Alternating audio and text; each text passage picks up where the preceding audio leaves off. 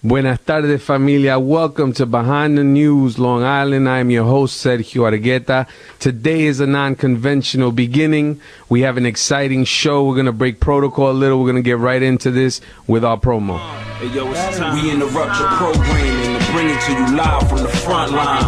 Strong Island where the gangs fleeing one time. Police is brutal like the streets is. Let my speech increase the peace through your speakers. Speak our weakness, of course, is division. Caused by religion, race, poor, be in prison way more than the rich ones. The laws of the pawns for position. My flow expose flaws in the system. Look, you can't afford to be a bystander. Behind the news where the lies die, we strive for high standards. The real power's in the hands of the people. Politics, propaganda, it's all see-through. And that's word that serves. The time is now. For the youth in our roots, gotta stand our ground. Listen Tuesdays at 5. Tune in to 99.5 East Ways. Reporting live behind the news. Radio will break from the norm as we advocate for change and reform. Behind the news, unifying while exposing the counterfeits. It's the new voice of empowerment. Behind the new platform for the people it serves, where the truth in your speakers emerge. Behind the news, where politics meet their limitations. You get the real, never imitation. If you and I are having a single thought of violence or hatred against anyone in the world at this moment, we are contributing to the wounding of the world. Deepak Chopra. Welcome to WBAI's Behind the News, Long Island. I am your host, Sergio Argueta, and I am joined in-house. I mean, this is a live studio audience we have in here. There's about 7 people. We have some VIP guests in so many different ways. We have a great show. I'm really excited. I want to give a shout out to my one and only Leilani Argueta. My 7-year-old is in studio today for the first time ever, finding out what Papi does every Tuesday. I have a feeling she thinks it's much more exciting from home than she will here. But we're excited, and my beautiful partner in life is in studio, as well as brother Antonio Kelly, who is recording tonight's show. We're going to make sure that we stream it live, and we're going to put it online, so you'll be able to really follow us. In studio today, I have the one and only El Único, Mario Murillo, who's going to be co-hosting and sitting in. He starts telling me what exactly is, how are we going to frame the show? How's it working? Hermano, ad-lib, brother. This is community radio at its best. This stuff, man. All right, brother. Well, listen, for those of you who don't know Mario, I mean, decades and decades of doing some outstanding reporting. And so, we're excited that he's in studio today. And of course, I have my guest for today for the first half hour of the show is Lisa Tyson. Many of you who know the Long Island region know that we have a number of progressive organizations doing some incredible work. None is as active and has a history of involvement in terms of really trying to push a progressive agenda, really trying to make sure that we're heard from the suites to the streets, as they say, making policy changes and really putting boots on the ground. Lisa, thank you so much for joining us. Thank you for having me. Listen, let's jump right in. We don't have a lot of time, so I want to make sure that, we definitely get our time's worth. Tomorrow we are being visited. Bill Clinton is in town today. Kasich was in town yesterday at Hofstra University. Bill Clinton was out in Elmont stomping for his wife, and Todd Kaminsky, who's going to be running for one of the Senate seats in a special election in April. And tomorrow, we're being joined by front-runner in the GOP, Mr. Donald Trump, we heard, is going to be in town. And rumor has it you are planning quite the welcome party tomorrow. Can you fill in our listeners on what's taking place tomorrow as far as Donald Trump coming to town? Sure. Just Saturday we found out this guy is coming to our neighborhood, and we have to make sure that everyone across this country and in other countries realize he does not speak for us. His rhetoric of hate, racism, sexism, I mean, this guy is disgusting. And so we want to make sure when he comes tomorrow, people know that, and that he doesn't represent us. People are predicting, the police are saying they're expecting up to 12,000 people there supporting Trump. What's your understanding of what's expected there? And actually give us some details as to where it's happening, where it's being staged and all of that. Yeah, so it's going to be at Grumman Studios. If you want to go to the Long Island Progressive Coalition Facebook page, the information's up there where you can park. Basically, it's Bethpage, Long Island. It's a big studio. They do big productions there. Yeah, they're saying between 8,000 and 12,000. But it was just planned on Saturday, so we will see. I mean, what we do know he does have a following on Long Island. No one would have thought at this time he would still be in the race. So a primary is coming up, so he had to come to our town, and we have to make sure that he knows he's not for Long Island and not for this country. Lisa, when individuals are talking about him and Mario's mentioning the projections as far as tomorrow's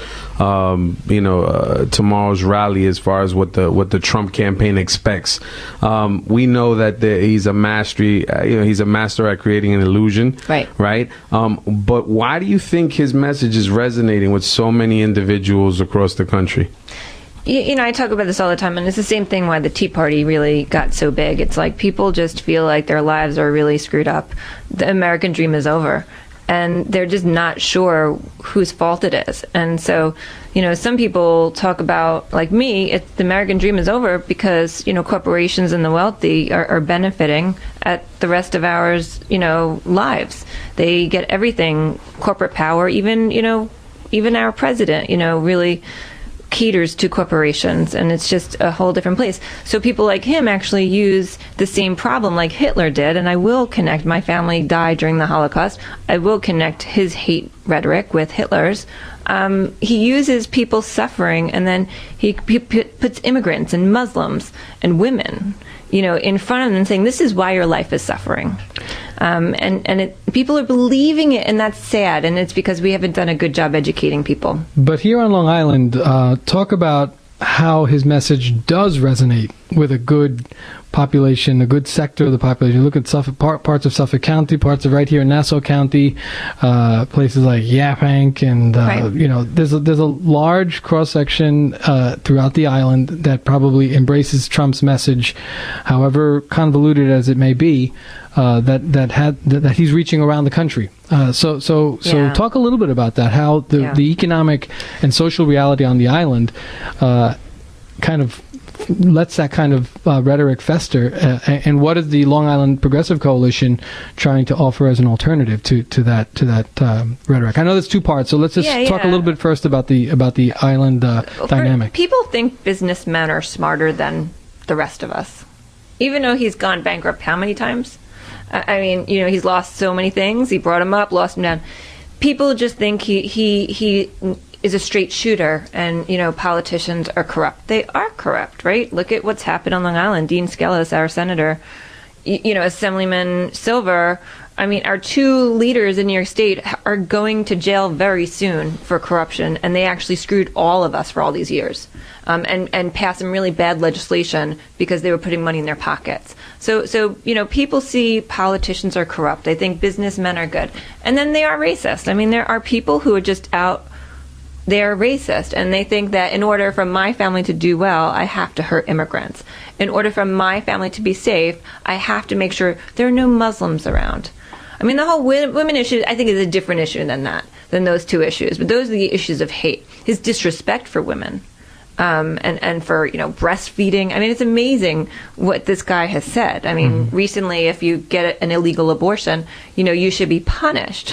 Yeah. I mean, who would even say that? And then he backtracks it. Now, the other thing is we have to provide an alternative economic plan and understanding education. Actually, Long Island Progressive Coalition, we do provide. Les Leopold, who does runway inequality, we're providing trainings about the economy, because it's really Wall Street, housing companies and market that really screwed all of us for all these years, and we need an economy that works for all of us, and we need to significantly change the way it's done, and Trump is not offering that. One of the things that I've seen on Long Island, and my thing is, Lisa, I mean, I got to be honest with you. I think I've always been honest with you. To me, the difference between Republicans and Democrats is quite slim in terms of the establishment and the influence, right? We were just at an event not too long ago, shall remain nameless, but I'm looking at the players in the room, and I can't help but notice how many of the same players are in both rooms. Right. And I think about, individuals that are running for office, Mario, who are making part-time salaries of $40,000, but have to raise, $200,000 to run for office, or positions that, pay $70,000, $80,000, $90,000, but they're hosting fundraisers that require 5 times, 6 times the amount of that in terms of acquiring this position. When is it that we sort of start, kind of shift, because right. we want to equate, we want to act as if one party is different than the other. In certain senses they are, right? But that anger and hostility is something that is very real in so many different ways, and it plays out differently. But when and how do we now start sort of framing it where individuals in both parties sort of understand this is not the way to go? Right. Publicly financed elections and campaign finance reform and ethics reform. I mean, those are the basics. It's amazing after all this corruption stuff, not one piece of ethic reform legislation got passed in New York State. It is just horrifying. And, it's legalized bribery. I'm going to give you some money and you pass the legislation I want. You're not going to listen to the voters in your district. You're going to take my money and you're going to support fracking. I mean, that's the reality of it. So until those things are changed and we pass real public financing and Citizens United, I mean, this idea that corporations can pour unlimited amount of money in elections, and that's why it's the same people in Republican fundraisers and Democrats. They're people who are buying policy. They're buying their companies getting contracts, right? Nassau County, this happens every day. Lisa Tyson's with the Long Island Progressive Coalition, and I just wanted to go back to the issue of the constituents here that Donald Trump clearly, again, resonates with. In particular, his visceral language against immigrants, particularly Mexican immigrants, Central American immigrants, notwithstanding the huge population here in Long Island, Nassau and Suffolk County that comes from Latin America. There's also very profound, deep levels that we've seen over the years and continue of that racism that you identified earlier. But there's also a strong movement to resist that, a broad swath of immigrant rights organizations, labor rights organizations. So talk a little bit about how the Long Island Progressive Coalition is working alongside with building alliances with those organizations that are going to contest the hateful rhetoric that would eventually become public policy of Donald Trump. Yeah, there are some great groups on Long Island who are really fighting this every day. We saw when County Executive Steve Levy was in office, we saw just the worst things happening. Case in point, yeah. Yeah, and it's gotten so much better, and sometimes it's about the top, the leadership at the top. Steve Ballone has changed some policies. There's the Long Island Immigrant Alliance, Make the Road Action Fund. I mean, there's so many great groups. There's language access, like when you go to the police department, like I went today, does someone speak Spanish? Did they care? How does government react to the community? And, the reality of it is this is why people are so freaked out, is Long Island's demographics are changing. The next 20 years out, more people of color, more immigrants, and more low-income people. And that scares the hell out of the white population. Yeah. And this American dream of having your nice picket fence with your lawn, that's what's freaking them out, and his message does work with them, and that's why we're going to see a lot of people at this rally, unfortunately. And part of the messaging is quite interesting, to say the least, because so many individuals are now sort of coming together, even individuals that usually have differences of opinion, political ideology. They see the hatred that this individual is spewing. They see the sort of messaging that's playing out, and it's interesting how certain individuals are being drawn to that. Now, in terms of tomorrow's event, Long Island Progressive Coalition jumped on the phones immediately on Saturday, started sending out emails, getting some responses. What is the goal of tomorrow's protest? What is what are we hoping to accomplish here? The goal is to tell the world that this guy does not speak for us. He is speaking racist rhetoric, and that does not reflect our communities. I mean, I'm doing an interview in Israel in a few hours from now about this, and I want to make sure people in Israel understand this is not what the community is about. And we need to have our voices very loud. We need to have our signs written. We don't even need to tell anyone what to write on their signs. People are going to come with their own signs. They've been dying to tell Mr. Trump how they feel about him. And that's what we're going to give them the opportunity to do. Kind of pull a Chicago on him. Yeah. Really a Chicago, though? Or like, an outside, and I think we want to really respect our police here, and we're working closely with them, and we want to make sure that it's a safe event. I think we don't have to be like other parts of the country where there's people fighting in the streets. We're not going to go there. But I think this is I think there's a need to get inside there, because I think that's the problem. There's no public sphere, right? The idea is we're going to have this staged pseudo event, a complete propaganda event that's going to be covered excessively, and because it's so-called a Trump rally, anybody who comes in with opposition is not allowed in, or is going to be ostracized or attacked or punched in the face, and so there goes the idea of, yes, public deliberation about public policy issues. So I think that people have to get in and let the chips fall where they may. When I hear Mario talk about the 12,000 Trump supporters, I wonder how much he's paying, right, to get these people there. The second thing I'm wondering is, how easy would it be? I mean, to throw on a Latinos for Trump T-shirt and get brought up to the front, because they actually call you on stage when you are a stereotype, right? Wow. When you are someone that they can sort of highlight. I mean, you see how he's strategically picking people out of the crowd and brings them up and says, "You see, they love me. Right. Those people love me." And I think about even the local state election that's taking place right now. And we were involved in a protest last week.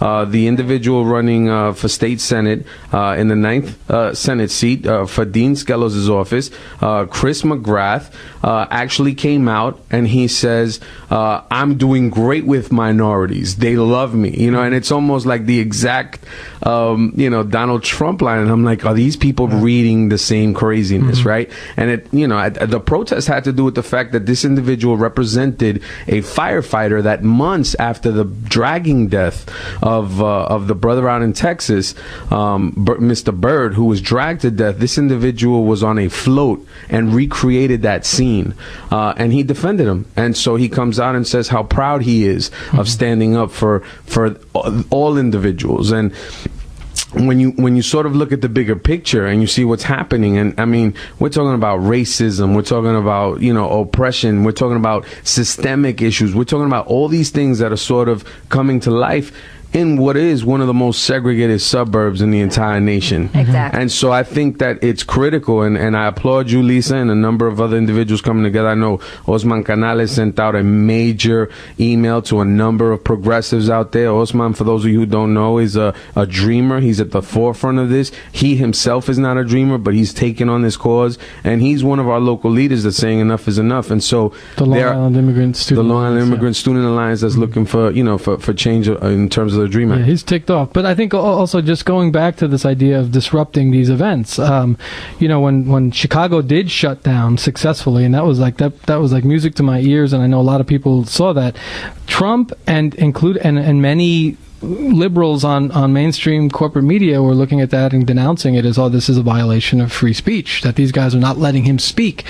And my argument is, no, absolutely, this is a perfect example of what free speech is all about, is that when you have a person who has nonstop carte blanche to say whatever he wants at any time of day on any media channel, I mean, they'll literally wait for 2 hours before he makes his concession or victory speeches during the primary nights, and ignore people like Bernie Sanders deliberately, and give him every platform in the world, and then suddenly people come in and say, well, we don't get our platform, people aren't hearing our point of view, so we're going to go in there and shut it down. That's not a violation of free speech. That's free speech in its purest essence, as far as I'm concerned. And so when they start saying police, I understand we got to respect the police in that space, but I think the idea of getting in there and making sure, there's hell to pay for coming to your neighborhood. Right, Lisa, coming to the Long Island community to spew all of that, I think that's part of the territory that he's in. So hopefully there will be some actions. We will see what happens. Right, only time will tell. Yeah. The other thing is just keeping in mind, going back. I mean, Trump, who had as the make believe media punditry continues to say, last week was a rough week because of all his gaffes vis-a-vis women and women voters, the abortion comment, how he dealt with the reporter from, I forget, Breitbart Media, and some other issues that he was getting a lot of flack for. So now he's in Wisconsin getting his head handed to him, it looks like your boy Cruz surge is going to go ahead. The first Latino president, right? So Cruz is but in recognizing that he's going to lose in Wisconsin, now he's stepping up his rhetoric once again about immigration, and specifically around the issue of remittances. So now how's he going to pay for the wall, Mario? So Mario and I were, before we even came on, Trump finally released a plan in terms of how he plans on getting Mexico to pay for the wall. Yeah. And so what do you say, Mario? And he's saying basically, well, we're gonna clamp down on the billions of dollars of remittances that are sent back home.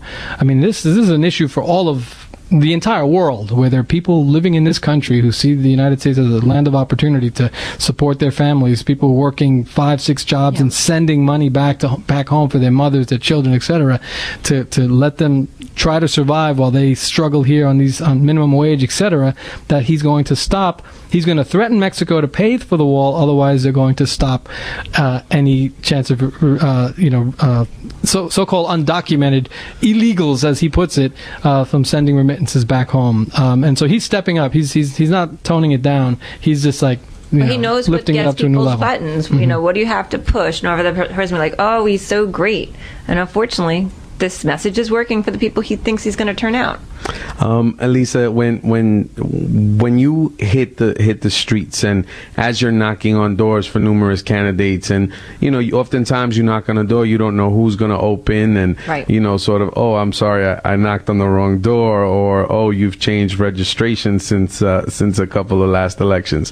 How do you start framing the issues to connect to voters and letting them know that a progressive agenda is what will truly move us forward as a community, as a people? The fact that we can't sort of turn to regressive fear-mongering and this idea of exploiting one group against another.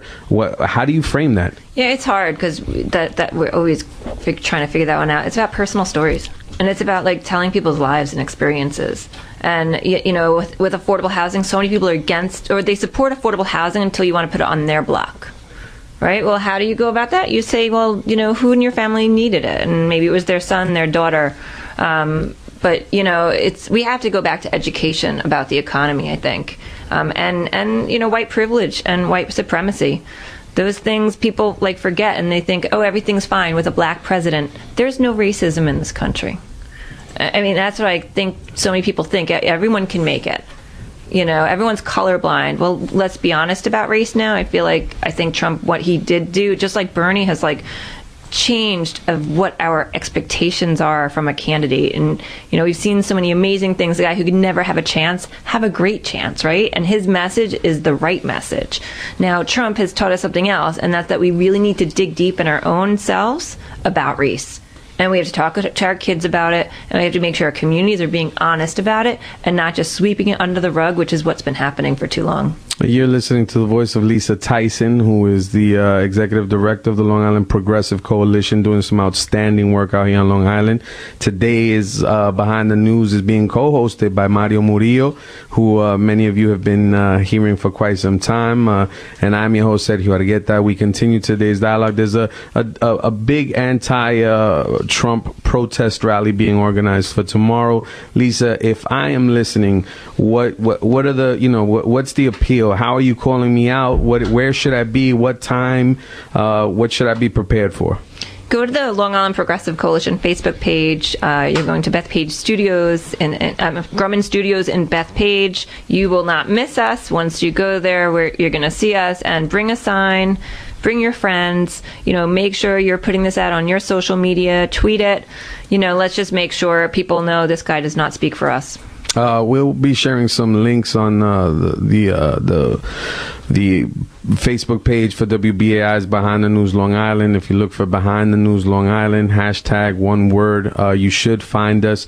We're linking to the Long Island Progressive Coalition page. We'll be promoting that, making sure individuals actually get out there. It's important, as Marty was mentioning, to make sure that we, as a Long Islander, born and bred here in Hempstead, Uniondale, the corridor communities, now a proud resident of Long Beach. I think it's my responsibility when I sit with my daughter, who's in studio today, and I think about, the fact that we can sit and hear this individual, and you can't escape him because he's on every news outlet. They interrupt actual news to go to whatever this guy's got to say, and all his entire spiel has everything to do with degrading mostly people of color, people of marginalized religions. When you see and you hear that, I don't care whether you're a Republican or conservative, I don't care what sort of party you vote in line with, you are voting for a monster. You're voting for, you might as well be, when you can get endorsed by the Ku Klux Klan and you actually cannot sort of say, I refute this, I don't want this, and you actually accept that sort of endorsement, it says to how you need to be shut down. You need to be,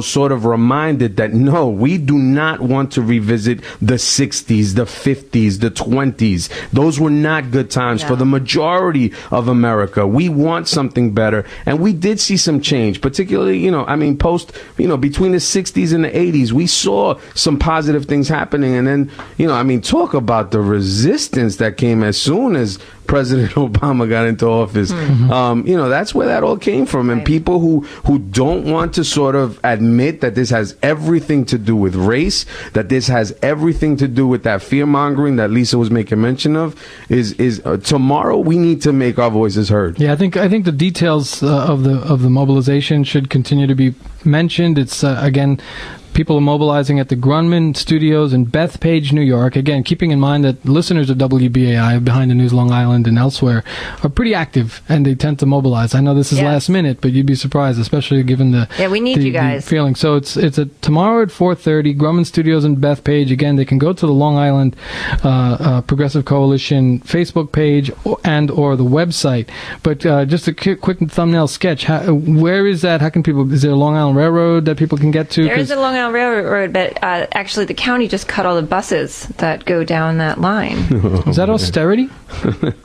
I don't know. That's, if you want that's to the nice bus system. It's not that's so the nice. Not so nice. Nice bus system being not so nice. So unfortunately, a cab from the Hicksville station, take the train to Hicksville, and maybe hitchhike. Get that. And that is Nassau County, right? Bethpage is Nassau County. Yep.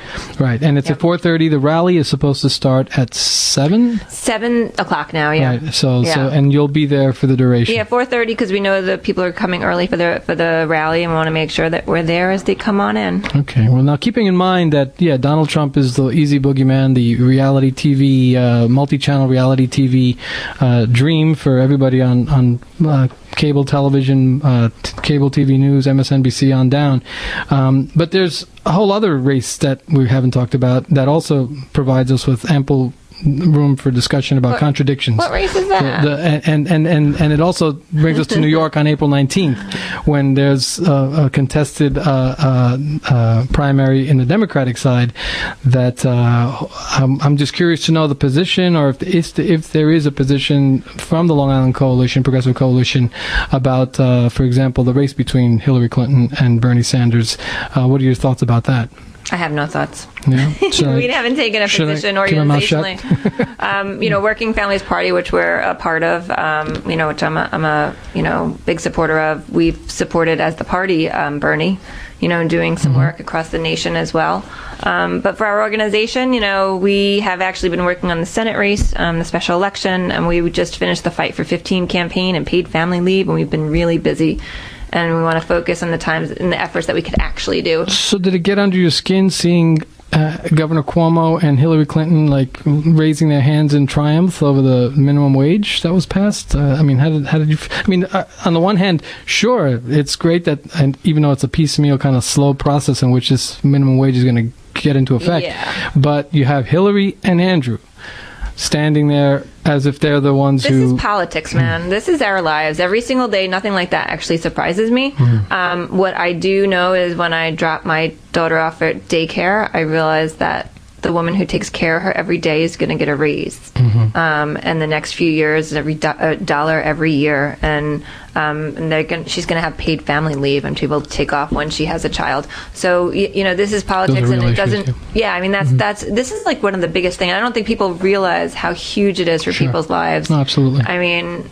it's just really huge, and so I just have to take that good stuff and not the bad stuff in. Okay, I'm sorry to be a wet blanket. Listen, no. You know what? I mean, listen. That's the beauty of what this forum is supposed to be like. You know what I mean? And this format, this opportunity, while we were talking about Donald Trump, if there's one thing we know is that we got a lot of work to do on Long Island as a nation as well, not just throughout New York State, but really we are at the epicenter of a number of interesting and exciting races. For all intents and purposes, Mario, next week we're going to dedicate some time to the New York State race the Senate race that's taking place, but we're also going to talk about the primary, and we are getting some calls, man, that Bernie Sanders campaign is rolling into town. They are calling some folks. The emails are coming out. I think it is going to be an exciting night on April 19th. Individuals that think this is a shoo-in or a lock-in. Listen, I've never seen Bill Clinton campaigning in the city in Elmont,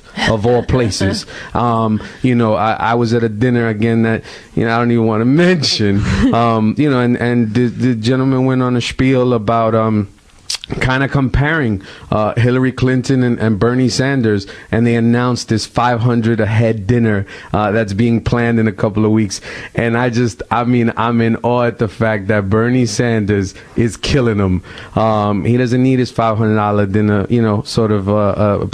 this is exciting times, and it's going to be interesting to see what happens. Lisa, thank you for being on the show. Thank you very much. We are already at the halfway mark. Brother Mario Murillo is co-hosting. We're going to cue up some music, Mario, and we're going to go good to see you, Lisa. Thanks for coming by. Thank you so much. We're going to go from one island here in New York to another island where I just came back from, and to be quite honest, I'd rather still be at. But we're going to talk about Puerto Rico in just brother, a moment. We might have to move, brother. We might have to move. Vaya, vamos. All right, thank you. Thank you.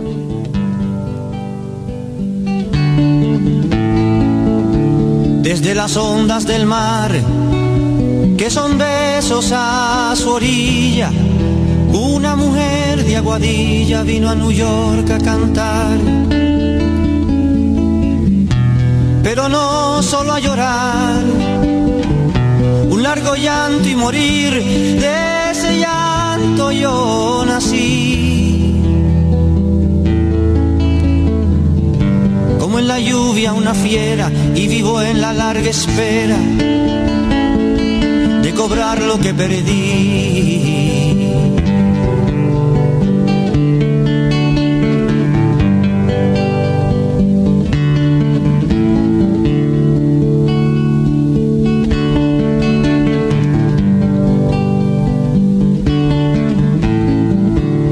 Por un cielo que se hacía más feo, más volaba, a Nueva York se acercaba un peón de las Marías.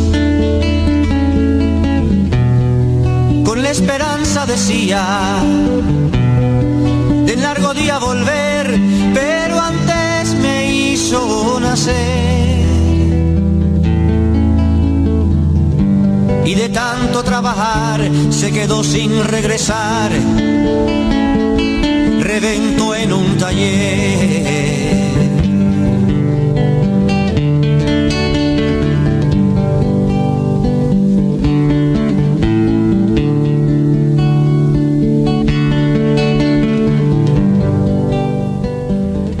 Buenas tardes, familia. Good afternoon, family. How are you? That's a little bit different than what we're used to playing here. Welcome to WBAI's Behind the News Long Island. You're speaking to Sergio Argueta. We're engaged in a conversation here. Brother Mario Murillo is co-hosting today. What an interesting segment, brother. Did I slow it down with Boricua and La Luna? You know what? Brother, it's just now I'm transitioning to a different mood. At first, we start talking Hillary, Bernie. And I mean, listen, brother, that's the kind of conversation where we always got to come down a few notches because it gets really exciting. Yeah, and then you play this, and I'm like, oh wow, Vieques, let's talk about Puerto Rico. Yeah, that's Roy Brown, by the way. For those of you who don't know, Roy Brown, legendary musical artist from Puerto Rico, and that's based on a poem by Juan Antonio Correger, Boricua and La Luna. So no matter where you put me, no matter where you put the Boricua, the nation, no matter how many attempts to colonialize the Puerto Rican nation, you'll always be Puerto Rican. We'll always be. hasta en la luna. Right. So that's sort of the concept of that. So before we even get into the next part of our show, Mario, we were talking about the elections, and we're talking about the colonialization of Puerto Rico, and it'd be interesting. I know you have a particular take in terms of this presidential election and sort of this gateway that has been allowed to have been created for the First Lady, Madam Secretary Hillary Clinton, who's running for office. What are your thoughts on that? Well, it's really complicated. I mean, without getting into too much depth, maybe on another program as we get closer to the 19th, for example. I mean, clearly the Puerto Rican elected official establishment in New York and elsewhere, that certainly the Democratic establishment, have all embraced Hillary. It's very hard to find a Puerto Rican elected official who's taking a position against Hillary, maybe backing Sanders. You see Rosario Dawson, actor and very vocal supporter of Bernie Sanders out there, and you see a lot of artists and activists as well taking a different approach, but generally the Puerto Rican establishment is behind Hillary. Now, I mean, that's, again, if you compare her to a Donald Trump vis-a-vis Puerto Rico and policy, United States policy, economic, social policy towards Puerto Rico, clearly Hillary would be a substantial difference from a person like Trump or Ted Cruz, or glad to get rid of him, Marco Rubio. But that said, there's a lot of evidence, and there's a lot of instances in which Hillary Clinton, as many have written already and talked about, is just an opportunist when it comes to our communities, and she's shown that over the years. And so I go back to, and I point this, and people ask me, why are you so adamantly against voting for Hillary? There's a lot of reasons, but I made a promise a long time ago, back in 1999, so we're talking 17 years ago, when Hillary was campaigning for the Senate seat in New York. I did one of those things that my mother used to do, and so my mother was Boricua, bless her soul, may she rest with the spirits, right? But she used to go like this, right? That's basically the thumb with the pointer finger, the index finger, and to your lips. And you'd go like that, and you say, and when you make a promise, when my mother made a promise like that, I'm sure many of you Boricuas, and maybe you could relate to it. My mother still does that. It meant that you gotta stick to that, right? Yeah. So the reason why I made that promise, Hamas, I will never vote for Hillary Clinton, was during that period in 1999, her husband was under a lot of pressure, political pressure, international political pressure from Nobel laureates, including people like Desmond Tutu and Rigoberta Menchú, the vast cross-section of political leaders on the island and here in New York, Puerto Rican political leaders that were pushing and campaigning for the humanitarian amnesty release of the 16 Puerto Rican nationalists who were being held in United States federal custody for decades, right, for carrying out their actions in support of the independence movement and against U.S. colonialism on the island. Now, without even questioning whether or not, or what the specific charges were, they were basically serving exorbitant sentences for seditious conspiracy, something that the independence movement doesn't recognize because they were fighting for the liberation of Puerto Rico. So there was a long growing movement that was calling for their amnesty, their release. And President Clinton, to his credit, gave release. He did ultimately release 10 of them. 6 of them, there were a number of administrative and other reasons why they didn't release all 16. But they did release, Clinton did release 10. And he was applauded for it, but Hillary, who was campaigning, she was actually not even campaigning yet. She was exploring. She was in the exploratory phase of the Senate campaign in New York. She immediately took the position of the law enforcement officials, the FBI, etc., who said that they should not have released these quote-unquote federal prisoners, these terrorists, these independence activists that carried out actions against the United States government. And she took their position without considering the sentiments of a broad cross-section of the Puerto Rican population. Now, some could say, well, compared to some economic and social policies, maybe that's taking it too personal. But for me, that was just evident of the profound levels of hypocrisy in Hillary Clinton, as well as the taking for granted of the community, right? You won't consult with the leadership. You won't consult with the activists, the grassroots, the base people who are pushing for her husband to give amnesty. But you would take the position of the law enforcement establishment to basically denounce and distance herself from her husband. And to me, that was just concrete evidence that this woman was not somebody to be trusted, and that she would do anything to win votes and to kind of whatever's expedient for her political career. It's been interesting to see her morph, really, as a result of the campaign that Senator Sanders has launched, and the way she has been forced to move to the left. And I'm sure, she's still going to try and change a couple of times there to adapt to this pressure, and so it'll be interesting. But let's transition now to your trip to Puerto Rico. You were just there. You were in Vieques. We're talking about, Puerto Rico's under a number of stressors, to say the least. We have massive exodus from the island, a number of individuals that are leaving the island as a result of the financial crisis. And, there's, as dire as the situation is for all of Puerto Rico, we know that, other parts of the island have been, even worse, impacted even more so. So talk to us about your journey and what you've been able to do out there. Well, I was really there for vacation. I wasn't there any work. Yeah, I was decompressing, my brother. All right, Mario Murillo goes on vacation clear. and comes back with packages. I was not going on a fact-finding mission. I brought my recorder. I always carry my recorder with me, but I didn't go. I went there with my daughter, and as you know, going through some heavy times as of recent. The last few months. So it was really to kind of decompress. I hadn't been to Puerto Rico. I used to go to Puerto Rico pretty much almost every other year, and I hadn't been there in 13 years. So it's been a long time since I hadn't been there. And I wanted to take my daughter to Vieques because, I had written about Vieques. I spent time there in the past, even before the movement that stopped the Navy from bombing, using Vieques as a naval bombing range for decades. So I wanted to take her there, and I showed her around, and it was kind of extraordinary to see how the Puerto Rican, there's so many, I met with some of my cousins who were down there and living through the economic crisis, the cut in social services and in the public sector, and all the crisis that the country has been facing as a result of mismanagement, politically and economic mismanagement from the governing structures in Puerto Rico, but also the kind of the vulture capitalists that have been sucking Puerto Rico dry for decades.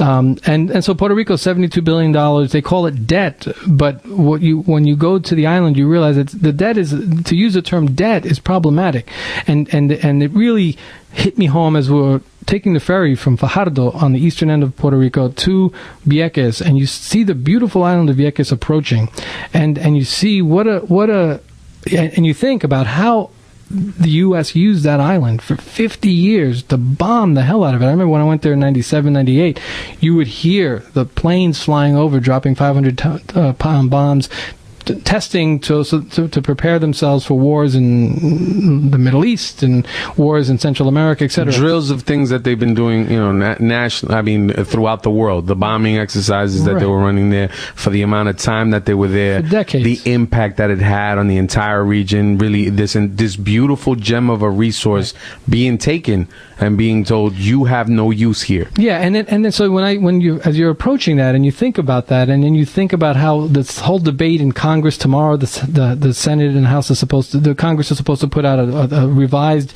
report or proposal, so-called rescue package for Puerto Rico's debt, and you think about all of that discussion, and they never frame it within the context of, no, the United States owes so much to Puerto Rico that they use that island of Vieques and other places, Culebra and other parts of the island, 14 military bases that existed and continue to operate on the island, to not recognize what kind of expense that has had on the social, cultural, economic development of the island and of Vieques, is to put your head in the sand, is to completely ignore a historical reality that has devastated a community for decades. So as we were arriving on Vieques, I was saying, this is the kind of thing that we should be paying attention to. We hear all about the political shenanigans going on between the Republicans and the Democrats, whether or not to give them the bankruptcy protection that Donald Trump has had half a dozen times, but that an island like Puerto Rico, because it's a so-called territory, in other words, the United States, it doesn't have the same kind of bankruptcy protection to reorder its debt and to kind of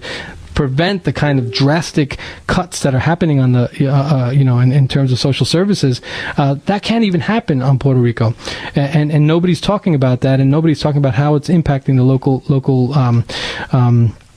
communities. So when we were there, I bumped into and I had an opportunity to meet with Robert Rabin, a longtime activist and friend for many years. He was one of the spokespersons for many years of the movement to stop the Navy from bombing in Vieques in '99 up until 2003, when the Navy finally decided to pack up its tents. Robert Rabin and the Committee for the Rescue and Development of Vieques, the Rescue and Protection and the Development of Vieques, they were out there on the front lines fighting against the U.S. Navy. And so having not seen him in about 13 years, and again, Vieques fell out of the spotlight. Nobody was talking about it. Nobody has been talking about it, including in this context of what's Absolutely. happening now. I basically wanted to see, well, how does this economic crisis impact a place like Vieques, which has economic issues of its own, that has a lot of potential, but that has also been devastated after 13 years of a pullout that hasn't necessarily benefited the Viequenses, the Puerto Rican people on the island of Vieques. So I first asked him if he can comment on this issue of how the economic crisis in Puerto Rico is impacting the people of Vieques. You are very clear about Vieques as a microcosm of the general Puerto Rican situation. If Puerto Rico is a U.S. colony, Vieques is the colony of the colony, as others have said before us. And this basically means, when Puerto Rico is in crisis, Vieques is in super crisis. It's been said that when the economy of the United States has a cold, the Puerto Rican economy has pneumonia, that means the Vieques economy will be moribundo, almost dead or dying. And so, Vieques is, again, a manifestation of all of those horrific elements of colonialism, capitalism, militarism. And so the cutbacks in social services, the lack of funding for, health, education, and other aspects of, the basic needs for community that are taking place throughout all of Puerto Rico just exacerbate an already existing crisis, a social economic crisis on Vieques. Over the past year or two, statistics from the Puerto Rican Department of the Family, for instance, show Vieques, particularly young people, in the top categories, the top rankings for teen pregnancies, for teenagers or young people with drug problems, alcohol problems, among the highest poverty levels, serious health issues, cancer crises, very severe lack of hospital or medical facility services. And all of this, again, further worsened by the geographic isolation and the lack of a good, healthy transport system to move people between Vieques and the main island of Puerto Rico to get those services that might be available on the main island. So, without a doubt, the greater Puerto Rico economic crisis has horrendous implications for Vieques. Mm-hmm. Are there any connections that you could make between that pretty dire assessment that you just made of the Vieques economy with the relationship of the U.S. military and the Navy? The Navy's left here, about 13 years ago. In May will be 13 years. What has been the situation in terms of how that departure and that stopping of the militarization of Vieques, how has that impacted locally the island, for better and for worse, if we can talk about that? The U.S. Navy presence on Vieques for over half a century, control over 2/3 of the land, and horrific, destructive, contaminating activities here in their practicing and training for a long list of military aggressions against other Caribbean, Latin American countries and peoples throughout the world, leaving a contamination that has profound impact on people's health, as well as the local flora and fauna, the food chain. All of this, together with the economic stagnation that resulted from the Navy takeover of lands in the 1940s, the closing of the last remaining sugar plantation, and basically maintaining a half-century obstacle to any positive economic growth or development, left the people of Vieques in 2003, when the Navy did finally stop bombing after a heroic struggle by the whole Puerto Rican nation in defense of Vieques, left the people of Vieques very vulnerable to the forces of speculation, gentrification, powerful economic and political interests from Puerto Rico and from the United States. So that when the Navy left in 2003, or at least stopped bombing, up until now, up until this present moment of economic fiasco, crisis, depression, let's say, the people of Vieques have not been able to recuperate from the military presence, environmentally, physiologically, or economically. And this reality of Vieques population that was not allowed to develop their own local economic infrastructure, sustainable community-controlled economic system, has maintained the people of Vieques, as a captive working population, as it was for the sugar barons in the 19th and 20th centuries, as it was for the military in the 40s, 50s, and 60s, and now for a growing group of foreign interests who control and dominate the tourism industry. So the economy of Vieques, although tourism, we can certainly say, has grown in Vieques since the Navy left, it's a tourism economy that's not in the hands of the people of Vieques, so that generally it's others who are benefiting most from the process. So without a doubt, the military presence and activity on Vieques and the continual control to this day by the federal government of 2/3 of Vieques lands. How is that? Well, in 2003, when the Navy left, the U.S. Congress put into effect, as part of congressional legislation, the Spence Act, that basically said, okay, May 1st, 2003, Navy stops bombing, and jurisdiction over the lands controlled by the Navy will now pass to the Interior Department, and those lands to be managed by the Interior Department's Fish and Wildlife Division. And so approximately 15,000 acres on the eastern end where the Navy bombed and carried out its maneuvers is still under the control of the Fish and Wildlife Division of the Department of the Interior of the federal government. On the western 8,000 acres that had been taken by the Navy in the 1940s, of that about 4,000 were given to the municipal government, and the rest continues to be controlled by the federal government. So we're still in a situation where the people of Vieques, as Robert Rabin continued, is not necessarily benefiting from the very limited economic development that has occurred. And it's weird. You walk around the island. I walk into these restaurants and tourism sector, and you talk to people gringos who don't even speak Spanish. It's like there's no problem with the fact that they're on the island of Vieques and they don't speak Spanish. You go into them, I ask them a question in Spanish, and I'm like, huh? What are you saying? So then you have to kind of transition into English, and that's kind of the environment. I mean, that's always been an issue in Puerto Rico, but it's very profound now in Vieques. But again, that was Robert Rabin, who's a longtime Vieques activist, a member of the Committee for the Defense and the Rescue of Vieques. He's also the coordinator, executive director of the museum on the island, the Count Mirasol Museum, which is a cultural icon there. And interesting enough, the whole week of Holy Week, it was closed, the museum, because of the cuts, right? So the whole island's museum and cultural infrastructure was shut down during Holy Week. Austerity, one of the most important times in the culture of a people and the history of a people and what they represent. It was interesting, Mario, as you start talking about Vieques. Listen, 2001, 2002, 2003, the movement was at an all-time high in terms of really getting Vieques back. And it was, the brothers and sisters on the Lower East Side of Manhattan marching through, predominant, very affluent communities saying, give us back our island. Yeah. And then the idea that was a major victory. And there were a lot of individuals that engaged in that.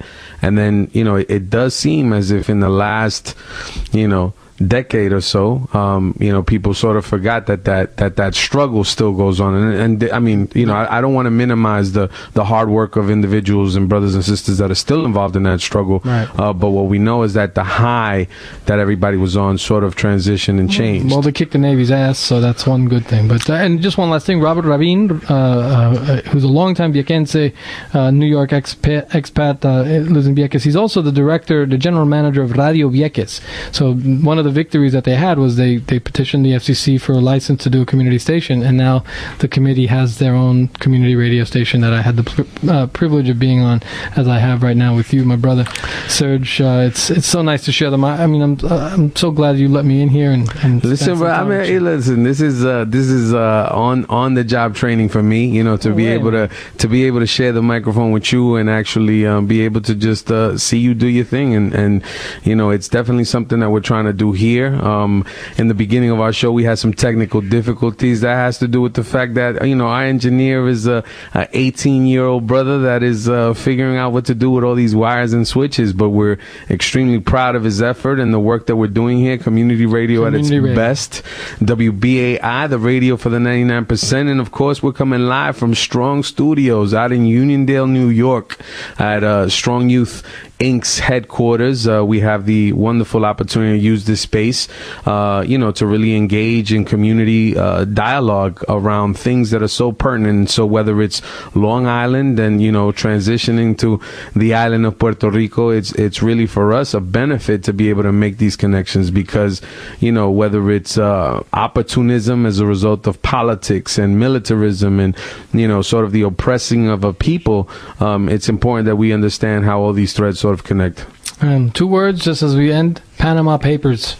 Oh man, that the fecal matter has struck the ventilating device. How interesting is this? You know, for those of you who don't know, I mean, it's, you know, it hasn't gotten as much play as I thought it would. You know, this election. Don't think that this is going to happen in a vacuum. Listen, there are people that you know, certainly didn't want these papers to come out. It's interesting. Listen, it is an interesting time. Yeah. This election is far from over. Next week, you know, we have a lot of good programming coming up. You know, Ms. Leilani, how are you? You're in studio. You said you were going to say something. You wanted to say something on there. What were you going to say to all our listeners? Speak up in the microphone. Get in the microphone. Thank you, everybody, for listening to Long Island Behind the News. Good job. So I think that's a wonderful opportunity. We put a little pressure. You know, I had to throw on the daddy voice. Don't embarrass me. No, she did a great job, Mama. You did a wonderful job. Very excited. Listen, it is that time, brothers and sisters. I want to give my sincerest thanks to everyone who makes this show possible. Brother Reggie Johnson out in Brooklyn, thank you so much for working with us, brother. Brother Alex Maldonado in studio. Brother Antonio Kelly on Picture This is taping it. We're going to make sure that we put it up the video soon so you can keep, you know, tuning in and promoting the show. Mario Murillo, gracias por todo, hermano. We greatly appreciate you.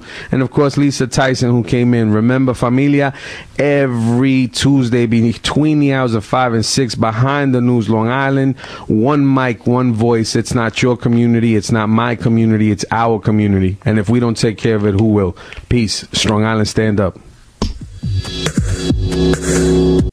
And once again, this is WBAI New York 99.5 FM and WBAI.org on the web.